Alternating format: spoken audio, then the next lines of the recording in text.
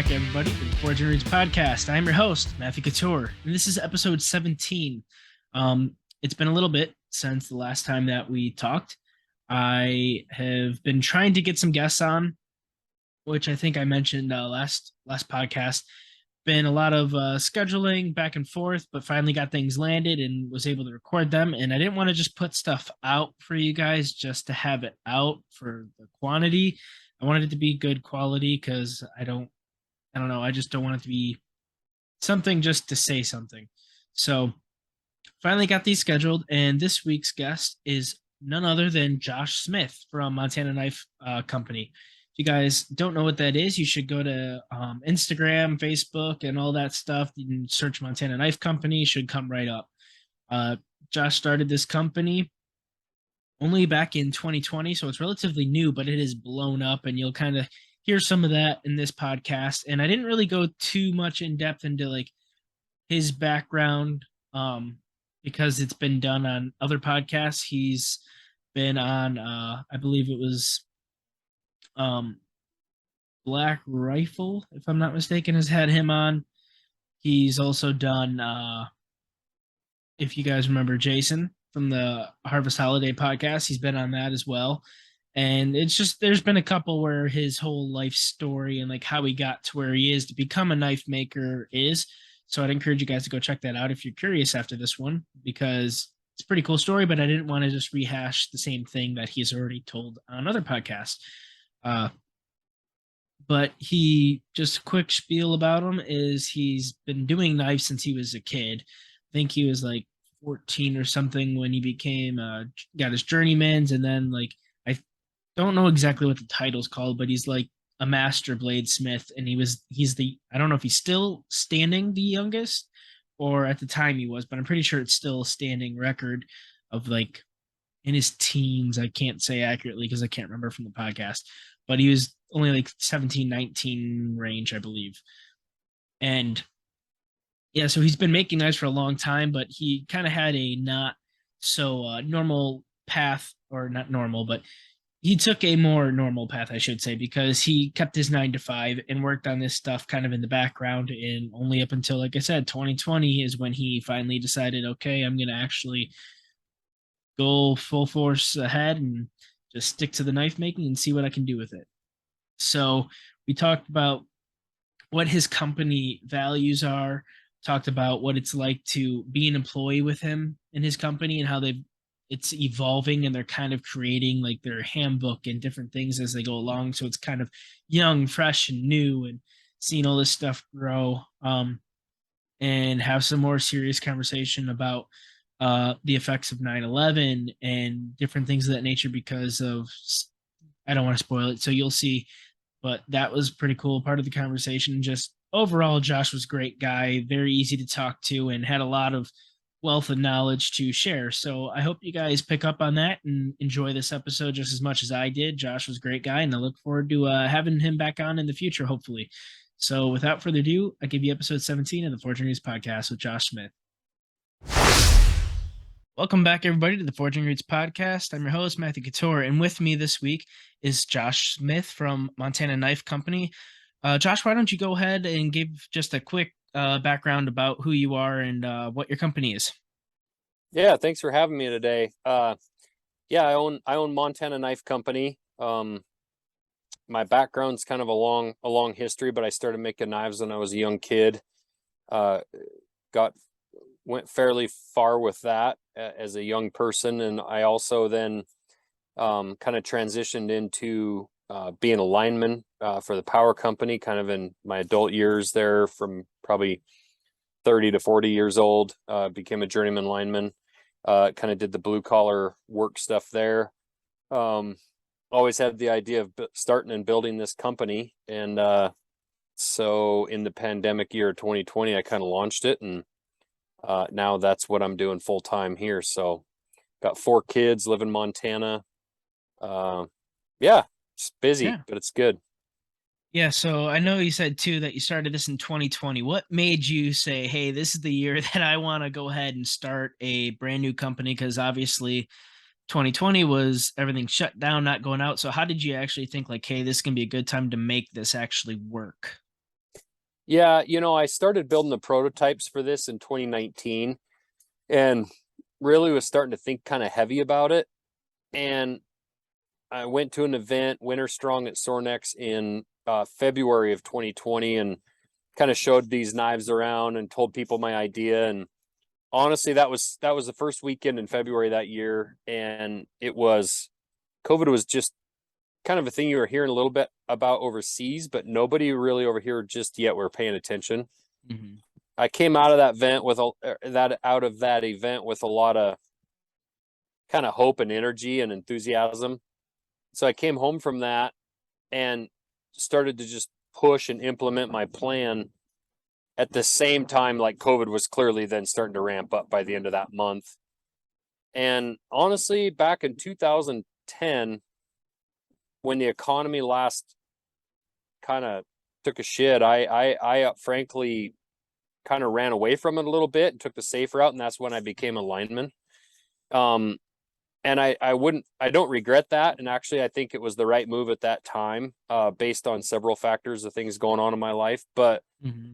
this time, I kind of had a decision: like, am I going to allow the economy and the world to dictate my path, or just push forward? And frankly, this time I was like, I turned the news off. I didn't watch TV. I frankly largely ignored it. I thought a lot of it was complete BS, especially after about the first month when I Mm-hmm. started realizing it isn't just killing everybody it touches. And Yeah. by May, when the shutdowns were happening and that stuff, I was so full on into my knife company and frankly just acting like COVID wasn't a thing. Mm-hmm.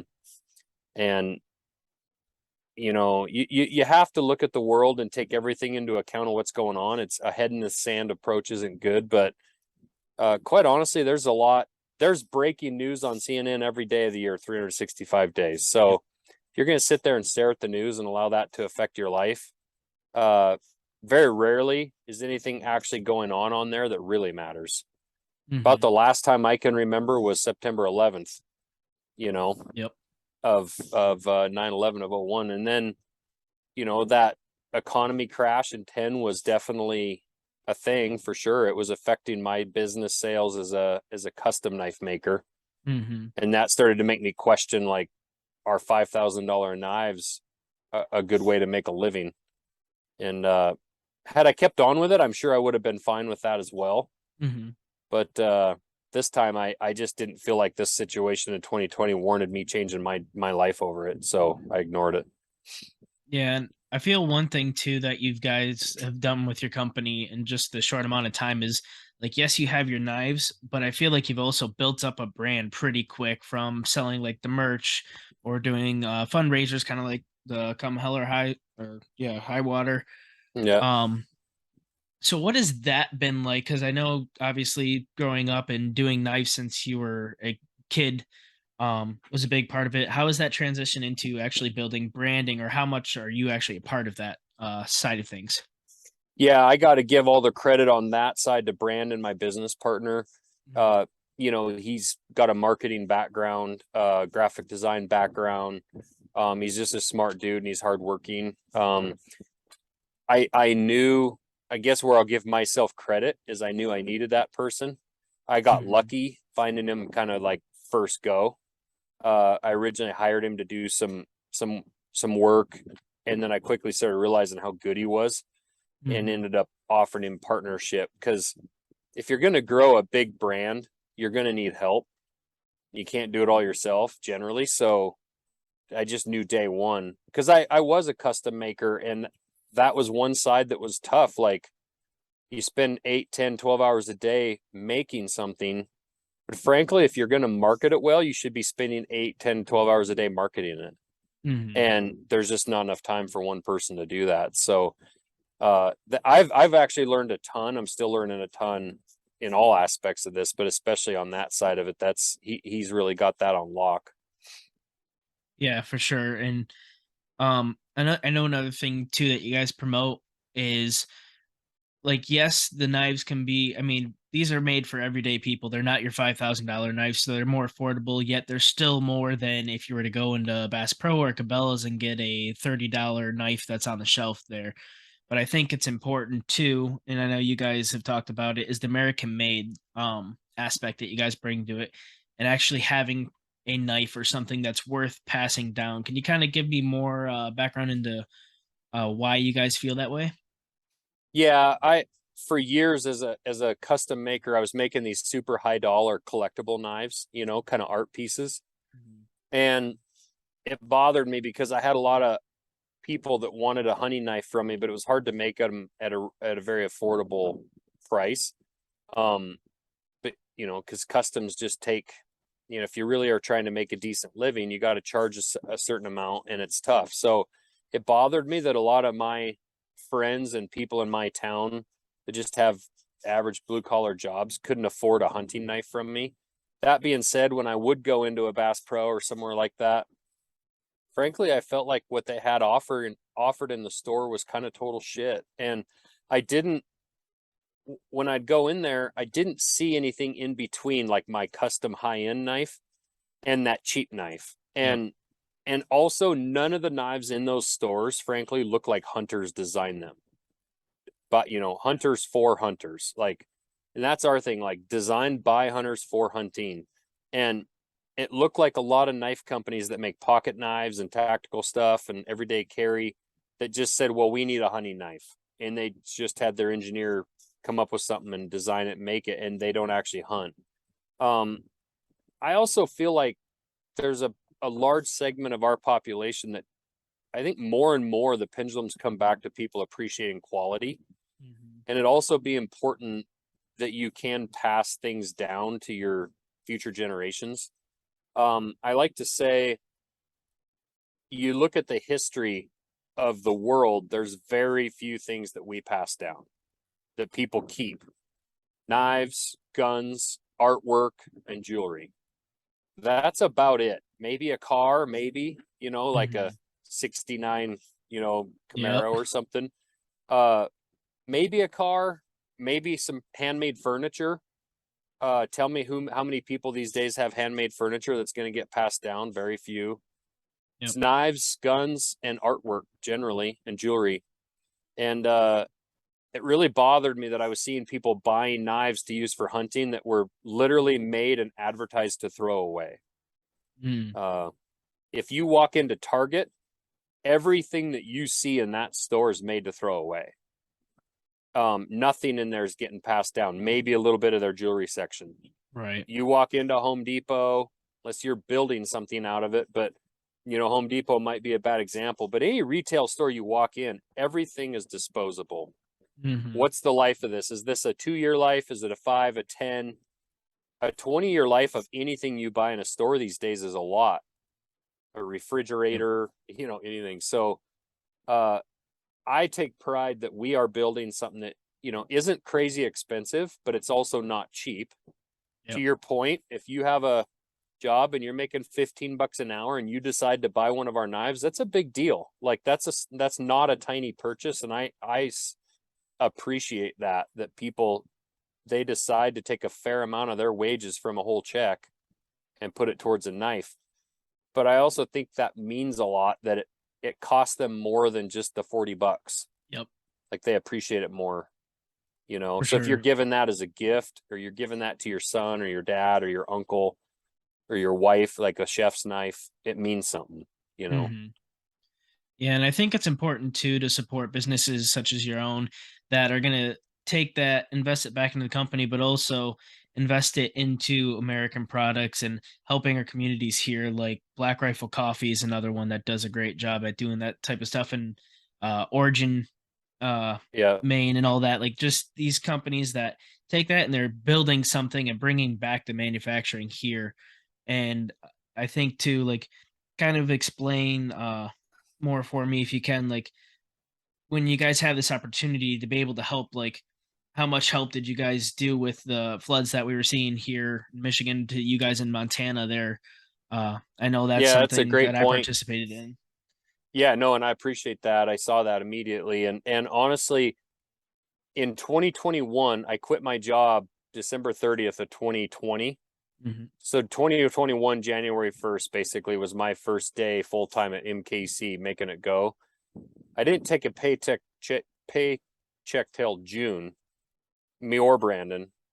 But in August of that year, 2 months after that, we flew 20 veterans in here to teach them how to forge knives and put them up for a weekend and, you know, hopefully give back to the community. Yep. And, you know, same thing like this year, we wanted to do another one of those. And then frankly, when we were kind of thinking about planning that, the flooding happened in Montana, where a lot of the small towns in southwestern Montana got flooded, south central. And, you know, it's cool as a smaller brand to be able to pivot really fast. Will Stelter called me. He's like, hey, we should do a collab.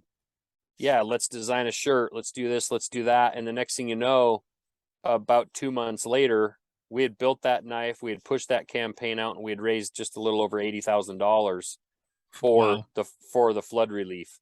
And we're a tiny company that has very little power compared to the major giant corporations, or even frankly some of the other big knife companies. And so when you buy our products, you know, granted, the proceeds from that shirt all go to that, right? Yep. But even when you buy our shirt and you help us build our brand, say a different shirt of ours or a knife, Yep. You can be sure that as we build, we are trying to plan on how we're going to give back to our communities, whether they're in need or, you know, our veterans are, you know, the other thing we're going to be doing a lot more of is helping with conservation groups, Rocky Mountain Elk Foundation, places like that.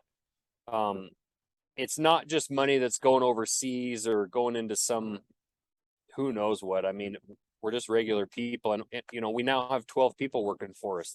It's jobs we're creating in a small town, which is super cool to me. I think it's something I'm most proud of. I just told my employees today that we're bringing on a 401k for them. Oh, They're congratulations. all super young, and I'm trying to encourage them to max that out so they can retire someday. But the point is we want to take care of small town people. Yep. And provide opportunity that they might not get it somewhere else, you know. Yeah, that was actually going to be one of my questions for you. I see on Instagram you guys post stuff with the company about the employees that you guys have, and it seems like a really good atmosphere. Like everyone seems to be relatively happy, and then come in, work hard. Like, could you kind of give me some more background into like how that has been for you, like growing that? Because obviously, starting from just by yourself to now having these employees and trying to create the right atmosphere and help younger people, like you said, to get these 401ks and kind of help them along. Uh, could you give me some Yeah. more background to that? Yeah, I love hiring young people. I have a lot of really young people in my shop. I think young people get a bad rap. Like everybody's like, oh, these kids don't know how to work these days. Yep. And quite honestly, I saw and worked around a lot of lazy piece of shit 40-year-olds. So I don't buy that. I think there's that mix in any generation. Yep. In fact, I've found that these young people I've got working for me are hard drivers. They're excited about the brand, and I feel like they think they're going to be a part of something special. That they have some ownership in that. You know, the atmosphere part is huge for me. You know, we're working in a tiny little garage for right now, where they're all together in basically one small 2-car garage room. And I walked in today, and frankly, it looked like they had all snorted a line of cocaine. Their noses were running, their eyes were watering, and I'm like, what is happening in here? And they had all taken a dare and eaten some like crazy hot chip pepper thing or something. Yep. And they were all in there crying. And but that's the atmosphere. Like, I'm not crazy obsessed with them showing up at a specific time. You know, life happens. If you want to show up at 9 or 8 or whatever, that's fine. But I want you to work hard when you're here. Yep. And I also want you to play hard. I've told them we have we're working on our employee kind of handbook, but we call it a do epic shit clause. And you have a certain amount of paid vacation with us. Yep.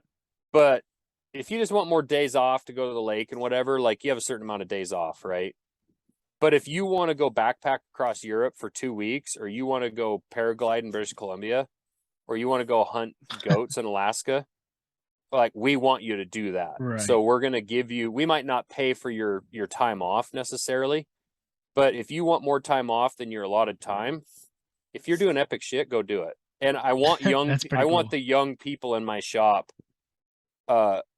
I'd rather them not waste their money on stupid stuff. I'd rather Yep. them spend their money on adventure and memories, so um That's awesome.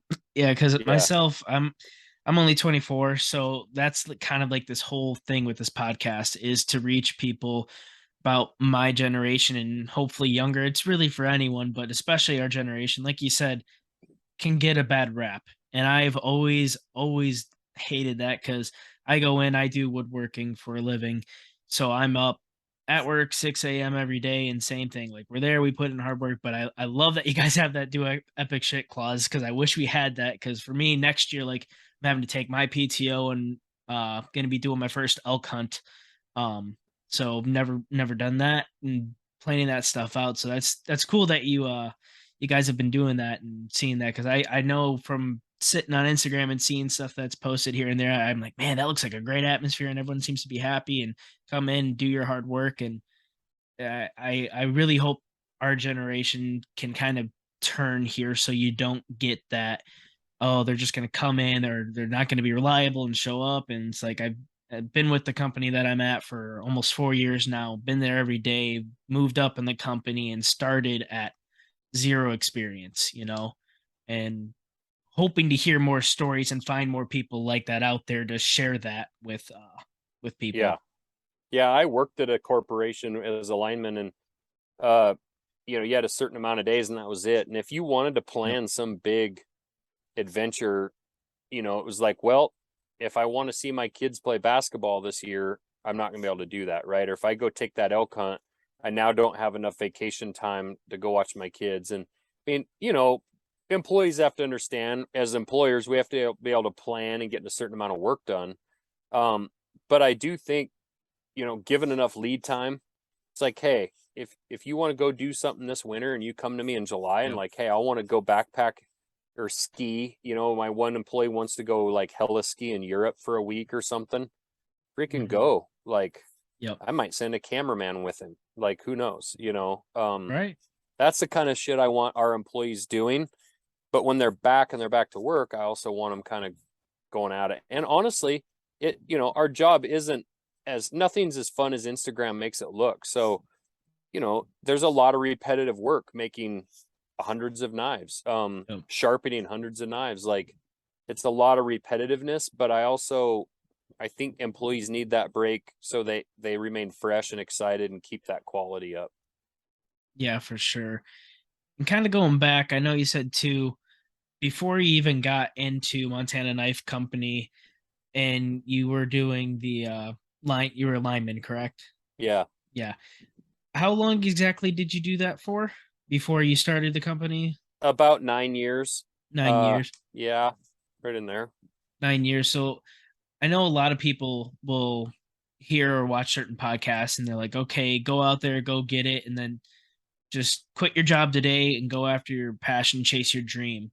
Obviously, that wasn't exactly the case with you. Would you encourage people to do it while they're young and go do that, or do it the safe route, or do you have any Yeah, opinions I towards think that? I think every case is a little individual. I mean, I registered the name Montana Knife Company with the state of Montana when I was 19, but I Oh, didn't okay. launch it till I was 39.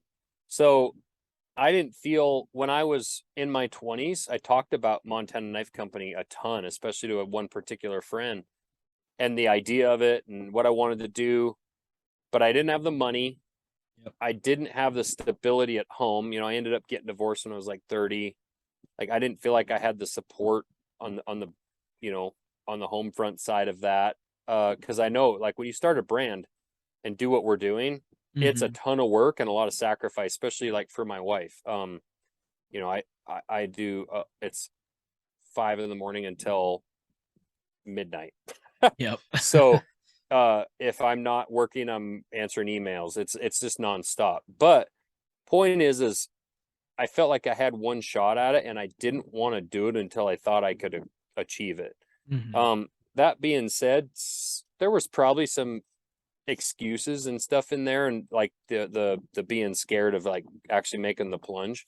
Yep. When I met my wife and I told her, my new wife, and I told her my idea, she's like, well, you should quit your job and do that. And it's like, well, that wouldn't have worked either, because instead of not taking a paycheck for 6 months, I'd have probably had to not take a paycheck for 2 years. And Mm, so what I had to do instead was start doing it at night, on the weekends, in the morning.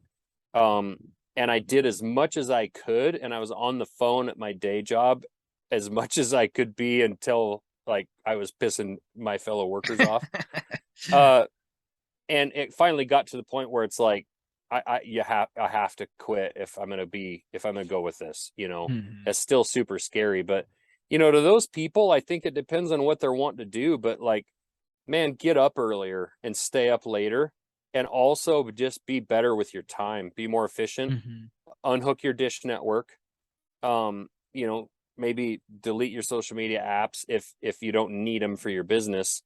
Um, or vice versa, build your social media, start making your social media epic, and build your eventual potential customer base mhm. for 2 years. And when you have 10 or 15,000 followers, maybe then it's a little easier to launch your brand than when you have 800. There's things you can do where you can manipulate the situation to put all of the ducks in the row as well as you can, to Mhm. line those bowling pins up to where when it's time to bowl, you knock them out. Right. Um, so Yeah, and I think either way you go about that, whether you do the slow grind where you still keep the day job and then do that in the background, or you just jump head first, either way you're putting in hours and you're staying up late, you're working hard. Like that's the common denominator. I think some people just need to like realize that there's no easy way around it. You're not gonna just get no, it handed to you.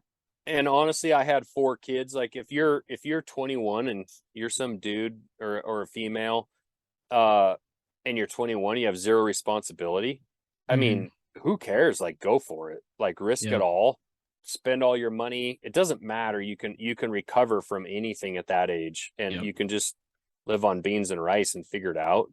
When you have 4 kids and a house payment, and the things that I kind of had going, and trying to kind of keep marriage together at that point, Hmm. um, you then have these decisions of like, well, if I launch this, then I probably torpedo my marriage, right? Well, if I torpedo my marriage, then I probably can't afford to run my business. Like, Yep.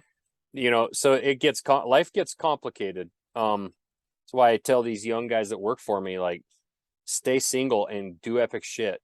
Uh, you know, um, or find the right partner. Yep. Find the right partner that supports you and is all in with you and is a value add. And For sure. frankly, that's what my wife was for MKC. It would not have worked without her being all in behind me, supporting me. Hmm. She had health insurance and a job as a school teacher, so at the very least, I knew we'd have health insurance and some money. Right. School teachers don't get paid much, but No. her salary helped us go without a paycheck for 6 months from MKC. Hmm. So that piece of having a supportive spouse is huge. Right. And I can tell too from your Instagram that family's super important to you. What has this whole journey been like for your kids too? Because obviously, I know you said your wife's very involved in it, and I've spoke with her to set this up. Even like I can tell she's just doing the stuff for you in the background to help out. But how has that been for your kids? So like I know I've seen them come in make knives for like school projects. I think I've seen Yeah, before, and like which is totally not something here in Detroit area that they do, which is yeah. really funny between that and Montana, which I think is really awesome that they can do that kind of thing. But what's that been like?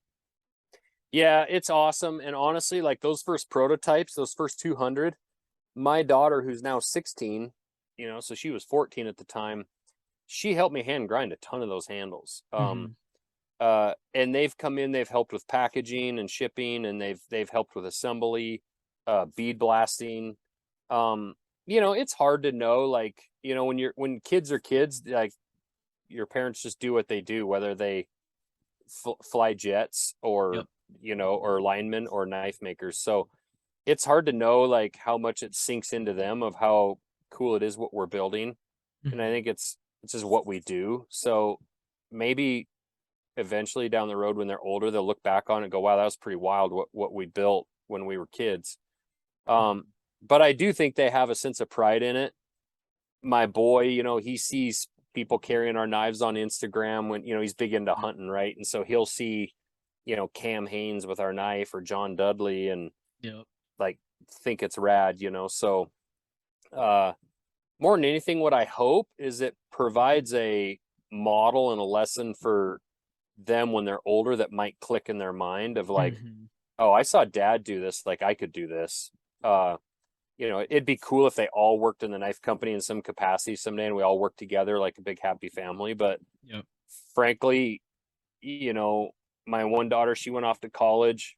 The only way I'd want them to come back and work with me is if they've had a little life experience and if they really truly want it and are excited about it. Right. I don't want it to be a last resort situation. And honestly, if they have another passion, I want them to go build their own deal, you know. Mhm. So yeah, Yeah. it's been cool. Yeah. And kind of going back to, like you said, Cam Hanes, another question I had is what has it been like for you to see like Cam Hanes, John Dudley, Jack Carr, you know, Joe Rogan, and all these people with your knives in their hands and just a short amount of time of like promoting it? I mean, I've see it everywhere between the podcasts. I mean, that's how I first found out about your guys' company is listening to podcasts and like, what's this Montana Knife Company? Okay, I'll check it out. Like, what has that been like for you to see? Yeah, it's been wild. I can't be more thankful or more appreciative of all of those people, and frankly, a ton of people that you wouldn't name, that you wouldn't know, Mm-hmm. that uh have been super supportive. Yep. But yeah, those big names. I remember I met with Evan Hafer with Black Rifle Coffee on the phone in the summer of 2019. Mm-hmm. I was just a BRCC fan. I Yep. didn't know anybody in the industry, and I barely I started making a few of my prototypes. And I told him about the idea of my company, and I was trying to figure out like if I could somehow do like something for them. And he asked me about bag openers or something. I wasn't set up to do anything on scale at that point at all. Yep. I was standing on a job site up Miller Creek in a dusty ass job site as a lineman, talking to Evan and Matt, and we talked for 5 minutes. And I told him I'm going to build this brand, and he was like, "Go for it, man." And then we got off the phone, Yep. and you know, 2 years later, we're doing stuff with Black Rifle, and I now consider Yeah. him and a lot of those guys friends. Yep. And it's just been wild. Like it's been wild. So it's surreal for sure to see people like that Mm-hmm. with large followings and large companies of their own liking our stuff, and it's pretty cool. Yeah, for sure. I know that's same case with me. I when I first got into the podcast and like listening to them, that was the back when it was Free Range American before they switched it over to just Black Rifle Coffee Podcast. And same thing, just huge fan. And that's how I've learned about so many of these people. And I was like, you know what, if they can do the podcasting, and I still remember JT saying I'm one of them, like who's young that's out here doing this stuff that's going to take and fill our shoes and like do these kinds of things. I was like, yeah, there's really nobody else. I don't know a whole ton. There's very few that are younger that are going to keep that like mantle going. I was like, okay, well, I guess if they figured something out, maybe I can. And yeah, seeing your guys' stuff all over there, it's been cool, like just as a fan of your company. And I got here too the speed goat that you guys did Oh, with nice. Ryan Mickler. That's Yeah, been my one Ryan's that I awesome. got. Order a Man Another podcast. Yeah. Yep, another great guy, great podcast. And uh Yep. That you know, something that you kind of just said that you kind of brushed over that I mhm, think I I try to get across to a lot of people. Just about everybody you've mentioned, and honestly, countless others are all, when you said great guy, like they are all great humans. And mhm, that's what I've found across so much of this. I don't care what brand you're talking about that yep, we have associated with. I don't, you know, I'm not paid to work for any brand. And in fact, we're trying to kind of be Switzerland with a knife company. Like, I don't care what hat you wear, what camo, I just want you to carry our knife. That being said, if you see posts of us with Leupold or Eberly stock or whatever, uh, it's just because the people behind the scenes that we've dealt with at those places are phenomenal humans, like the greatest people that mhm, um I don't care how big a name they are. they're just really good people, which is what I'm most interested in, is Yeah. surrounding myself in that. Like Bert Soren says, that thin air and deep water, you Mhm. know. I always tell my kids, if you want to be an eagle, don't hang out with the chickens. You know, Yeah, um, for hang sure. out with eagles. Go try to figure out how to be around eagles, and you'll learn how to fly, you know. Yeah.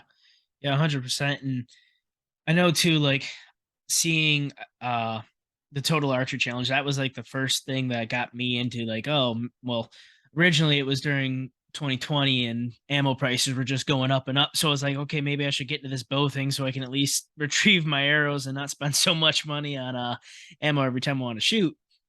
But I saw a black Until you go to tack and lose all your arrows.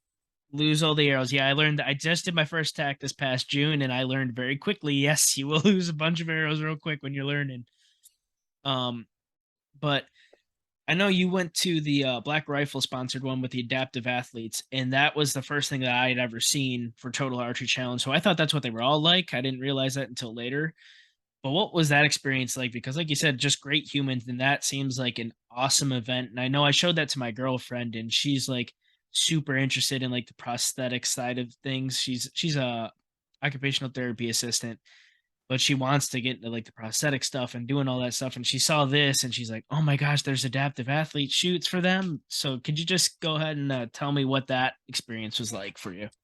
Yeah, Evan at Black Rifle, it was really cool because he, total archery was going on, people archery hunting, and he was seeing some of his veteran friends that had lost limbs not be able to participate. Mhm. And so, uh, they started off small a couple years ago and they've grown it, but they started buying bows and getting help adapting those bows where guys, men and women, are drawing them literally with their mouth. Yeah. They're adapting these bows however they need to help a person who maybe lost a whole arm or strength, all the strength in a shoulder from surgeries, lost legs where they have like track machines that are like are wheelchair track type machines that go over land, and uh set up targets where these guys can shoot, men and women. And I got to go just be a part of that, and I just walked along, shot a little with them. I kind of bounced from group to group, and it is incredibly inspiring. And what's amazing is the attitude of so many of these people that have every reason to be upset, depressed, or miserable, and instead they're like laughing, happy. Yeah. I guarantee you most of them are probably in more pain than you and I really ever experience. For sure. I heard guy interviewed today on a podcast, Clint Trial, and he was Yep. talking about how he just kind of lives at a 6 with pain. I don't think we quite understand that with a lot of those guys, but they don't show it. And it was super powerful. In fact, I took my boy elk hunting this Saturday and we were hiking up out of this bottom. I'm fat and out of shape. He is in pretty good shape, but hiking shape's a different thing. Like he's in football and he's a big, strong kid. He's only 14, he's 6'1", 205, 14-year-old. But Jeez. we're hiking up out of there and he's lagging behind me, and he kind of walks up and he's looking a little bit like a beat dog and looking like he's super tired. And he said his legs were, tired and sore. And I said, that's a luxury. And he's like, well, what do you mean? And I said, well, Jonathan Blank was just hauled to the top of a mountain by Cole Kramer and Trevor Thompson to shoot a mountain goat. Literally, they made up a backpack for him to sit on, and they carried him to the top of a mountain in Alaska, and Jonathan shot a mountain goat. And I said, I can guarantee you, Jonathan would have preferred to hike up there and have tired legs. And, Yep. So tired legs on a mountain is a luxury. And so it's powerful to go to those events and see that, but it's also a lesson in a brand of like, I've always looked at Black Rifle as a model of like, I want to build that and make millions so I can do that and give Yep. back. Like I truly do. And I think we've started with doing that, like literally year one. And I just want to keep doing it the more we grow. And honestly, when somebody says, well, that's a $300 knife, that seems expensive. Well, yeah, but if our margins are so thin we can't do anything, then we can't do epic shit for our friends. Yep. So I want people like you and other people who do buy our knife to, in a year from now, see us doing something and go like, I feel like I was a small part of that. Yep. Like I have some ownership in what MKC is doing for those guys, or for whatever we're Mhm. doing. So Yeah. Yeah, for sure. That's one thing like that I'm sure you've heard is you vote with your dollar basically. right. And I see, and that's how, like, even though I'm relatively young, so I can't, sometimes it's like, oh, I'm trying to be a little bit budget friendly until I can grow. But there's certain things like this where it's like, no, I know where this money's going. Like, yeah, I know it's going to be good quality. It's going to last. I know it's going to get reinvested in what the company and what the like people are going to do with that. And I can be rest assured, like, I think of it more of as an investment, so to speak, like you said. And you do feel that sense of pride of like, oh, sweet. It's awesome to see them like Black Rifle. I've been part of their coffee subscription for four-ish years, 3 years now, something like that. And seeing them grow and like actually make it to like New York with the stock exchange and everything, it's just like they're crazy growth. But Yeah, and they get a bad rap sometimes. Like you get that big that people just everybody starts picking at you and you can't hardly win, it seems like. yeah, But I've literally been at Evan's house sitting there right after the New York Times article. I was at Evan's house. I was sitting there listening to him talk to some of his very, very closest friends. I mean, there yeah, was just like 8 of us around, and he was ranting about some of this stuff. And I've seen him in his most passionate moments in private saying shit about why he wants to build the company he built, yeah, why he did it, the giving back part, and quite frankly about the millions of dollars that they've given back that they didn't actually like advertise. yep, um there's so much like uh yeah, you may not agree with every single statement or this about this on gun yeah. control or that, or you just can't appease everybody. But I mean, I've told some of my friends around here that have asked me about certain things that have come up, say with those guys. I have been there and heard them talk Mhm. uh, off the record, and there is no doubt in my mind that their heart is exactly where Yep. I always thought it was when I was buying their coffee 5 years ago. You know, Right. um, it's a cool company, and they're really good people. Yeah, their company and yours too. It's definitely that American pride, that sense of feel that you know that you're buying into when you do that. At least that's how I felt. And kind of going back to like this past weekend was 9/11, right? We had that. And for me, being 24, I'm young enough, I don't remember that day. I was only an infant, so which most people Which obviously is do. wild. It's wild how fast that's gone. Like it's Yeah, I was gonna crazy. say you obviously, I'm sure, remember exactly where you were, what time, Yep. seeing and everything. Like I was in a everybody has dump. that story. I was in a dump truck driving down the Blackfoot River canyon, headed to a job site with my dad or for my dad's company, Mhm. and came on the radio. And by the time I got to the job site, I told the builders like, "You guys got to come listen to this." And we sat around my dump truck Yep. with the radio on. And then, frankly, by the time it started developing, we all just went home. Yeah. Like it started to develop into like, oh, there's something happening here that's Yep. different. And we literally all just left and went home. It's a crazy day. Yeah. Yeah, Crazy. and that afterwards, from at least from my parents, what they've told me is that like sense of American pride and people coming together. Like, yeah, you may not have agreed on everything, but at the end of the day, we're still Americans. We love our country and we want to propel ourselves forward that way.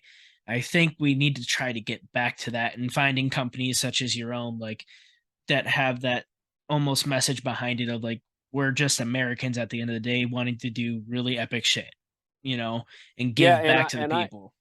I actually have never really thought about it like this. I might have to go on my own little rant on my own pod or my own video on Instagram. Like, I actually feel bad for you that you guys have never lived Mhm. and experienced that small amount of time that we got to. Yep. Because, man, it was the coolest feeling in the world as a country when Mhm. you put aside your stupid ass differences on certain Yep. topics and you were just rallying around being Americans. Like, that was one of the coolest times ever to be alive. Unfortunately, that came out of terrible tragedy. Right. But we've never experienced it since. It's just been No, this slow slide for sure. since then, and it's unfortunate. I wish people like your at your age could experience Hmm. that, but unfortunately, if you do, it's probably going to come after tragedy, which is too Yeah. bad. Like even this past weekend, since it's something I didn't live through, I always make it a point to like, because I remember even back in school where I was here in Detroit area, we'd still on 9/11 take a moment of silence in elementary school. And I didn't Right. get it then, but now as I've gotten older, I really do try to take that moment of silence. And then this past weekend, like I sat down with my girlfriend and we actually were watched some coverage because I didn't live it that day and seen it, hearing the phone calls here. I mean, you can search YouTube videos that are out there watching the one Black Rifle did. And I feel everyone my age should be doing this because, like you said, having that sense, like, I mean, I'm a man, whatever, like tough guy, that makes me weep every time, Oh just yeah. seeing that, like, it doesn't matter how many times you've seen it or think about it. And like you said, that afterwards, because our generation has had that type of thing. My girlfriend and I, when we were talking, we've had our like 9/11, the thing that we'll remember exactly where we were, and that's COVID. And Right. the thing is that's different that I kind of came up with was after 9/11, Americans united. What happened after COVID? The most divisive, Right. horrible political, like just everything with all the different movements and division is all we've Right. experienced. So we had something that could have been kind of tough. Everyone was at home. You didn't know what was going on, but the complete opposite side of what happened after 9/11. And I think Yeah, and that's very unfortunate. I think had the pandemic been truly, I'm glad it wasn't, but had the Mhm. pandemic been truly deadly from, and I'm Yep. not discounting the people that did die, obviously thousands did, but I'm saying, if 40% or 30% of our population died, Yeah. I think we would have probably definitely experienced that togetherness for sure. But like you say, it drove a lot of division. Gosh, even in people's own households and stuff is For crazy. sure. Yeah, 9/11, I remember watching the live coverage on the television when we got home, and uh like the sound of people's bodies hitting the cars around the buildings and stuff Mhm. from people jumping out, like absolutely just crazy, you know. Um Crazy. So yeah, that was quite the time. Yeah, yeah, for sure. It's definitely something I feel more people, and especially since it's kids won't know coming up nowadays, I think it's important for the parents to kind of like sit them down and have that conversation and talk about what that day was. And like you said, share that glimpse. Like for me, it's always been something like, man, I do wish I could have been there afterwards to see the camaraderie. I always mess that word up. This is like Yeah. the fourth time I've tried to say that word on this podcast, and people that have listened to previous ones will make fun of me for it. But when people come together like that, uh, Yeah, to I've see never really seen that. George Bush walk out in Yankee Stadium and throw out that pitch. Normally George Bush would get booed, just Yeah. by half the crowd at least, just because he's Yep. a politician, but instead to see a president walk out and the entire stadium go berserk, Yeah. uh, Republican or Democrat, just because of what it meant of walking out into the face of that potential. Because there was still questions about more terror attacks, and that showing that togetherness it was an incredible time for sure. Right. So on a lighter note, going back to Tack, one thing I had question too. So what was up with the beef between Lucas from Grizzly Forge and all that? I know I saw some videos going back and forth. How is that for you guys? I know you guys had some fun joking around with each other, but how's Lucas and what's he like? Because I've only seen him through podcasts and Instagram and stuff. Oh yeah, no, he's great, and I think you're joking about saying we having a beef because Yeah. we've definitely never had a beef, but it was fun at that event. I don't know who was running the house, just kind of put different. I got to stay at the house, so some of the friends of the owners of Black Rifle were staying there, and so I was fortunate to stay there, and they just threw some names on doors of people to share rooms, and they had Lucas and I. So two knife makers in there. Yeah. So Thought that we was were going funny. back and forth. Acted like I was sneaking up on him with a knife in the middle of the night when he was sleeping. And but no, he's a giant teddy bear, super nice human. Um, cool, the brand that he's building, different style of knife, different kind of way that he does everything that he Mhm. does. That's what's really great about knife making is, frankly, um, there's so many different styles. Customers might buy his, they might buy mine, they might buy five other guys as well. Yep. It's more about appreciating the people and the work that they do, Mhm. um, than it being about like, oh, this guy's better or that guy's better or whatever. Yeah. But yeah, he's a great person. I think it's cool too that like within your guys' space, like I don't feel it's as cutthroat of like trying to be like, oh, you should only buy my knife, like you just said. Like you guys kind of seem to bring each other up, and it's like, yeah, if you can like this style knife, and it doesn't really, I feel like Right. get as heated, which is pretty neat compared to other businesses for sure. And that's been, quite honestly, I've told people the only way I got as good as I got as a knife maker so young was because I had people help me. Hmm. And I was basically raised by knife makers in that whole knife world.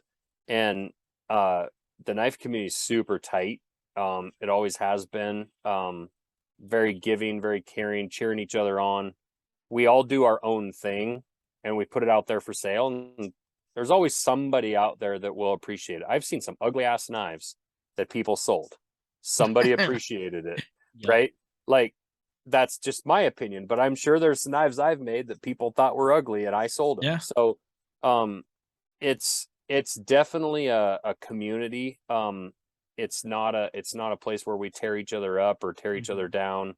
The production world I'm in now is obviously a little bit different. We don't tear each other up, but when I was a custom knife maker, if I needed to know how to do something, I could just call and ask another knife maker, how'd you do that?